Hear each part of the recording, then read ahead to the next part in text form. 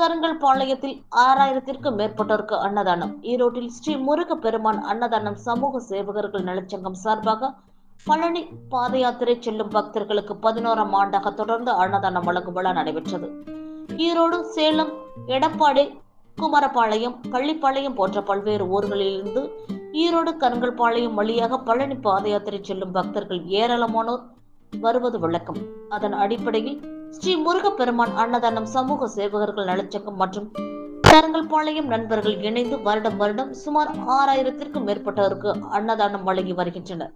தொடர்ந்து 11வது வருடமாக அன்னதானம் வழங்கி வருவதால் 15ஆம் தேதி மாட்டுப்பொங்கல் அன்று பழனி பாத யாத்திரை செல்லும் பக்தர்கள் இங்கு அன்னதானம் சாப்பிடுவதை வழக்கமாக வைத்துள்ளனர்.